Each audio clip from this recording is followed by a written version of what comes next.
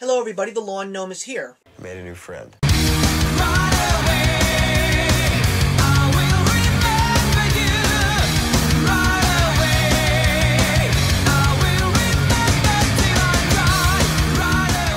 So for today's one that got away, I want to talk about a movie that definitely interested me when I first saw the trailers. The problem was it wasn't in many theaters, so I ended up missing it, but it ended up on Netflix, and that is the dark comedy crime drama known as Horns.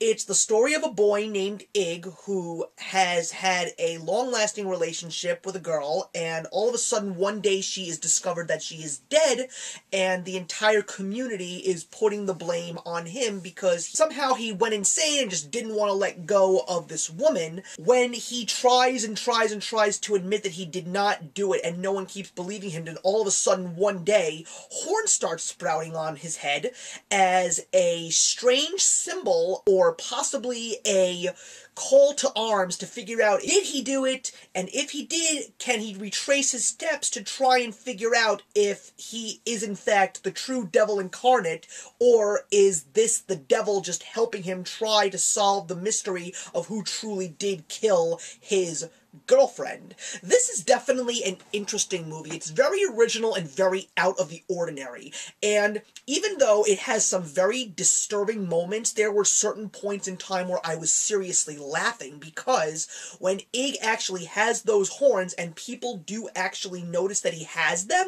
all of a sudden all of these true inner evils start sprouting out. Like, these people are literally saying these deep, dark, disturbing desires to him because apparently he's the devil, and it's just this kid just staring and saying, what the hell is wrong with you? And there were certain points when that was going on where I just couldn't stop laughing, even though it was so horrible to hear some of the things that were coming out of these people's mouths. But it's symbolism to show that we are all far from perfect as a species, and we do truly have these deep, dark desires that we don't want anyone in our right minds to know about. But when we do in fact take our side and take the hand of the devil, we do actually let him or her or whatever it is know that we do feel these ways. There are definitely some very good acting personas in this film. We've got Heather Graham, who has a very minor role in this movie. I wonder what happened to her, because I appreciated her in movies like Boogie Nights and Austin Powers and many others that she's been in, but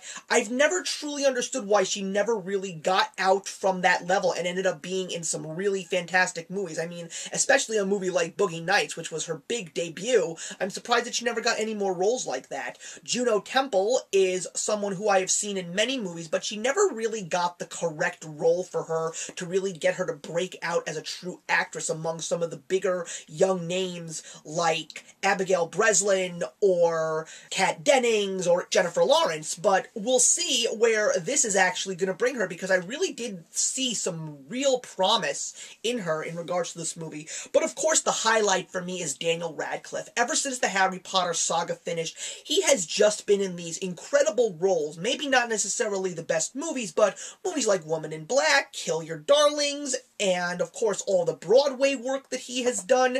He has just really shown that he is here and he is here to stay. And as Ig in this movie, he is just so good. I really loved his acting in this film. He was witty, he was crazy, he was funny, he was dark. He's just really one of the best young actors of our time, and it's all just a matter of time before he gets into another one of those big blockbuster franchises where everyone who was a fan of him then will suddenly remember, oh yeah, Daniel Radcliffe really was that fantastic actor that truly grew up in front of our eyes. The only downfall about this movie is that I kind of feel that it was too long, and there were certain parts of the movie where you really could have ended it, but it just kept going, and it got to the point where at the very end, when there's the final moments of the film that puts closure on the whole story, it was just very outlandish and really didn't seem necessary to me. But it was definitely different and original, sometimes creepy, but overall I did enjoy this film, and I would definitely recommend people to see this if you just want to see something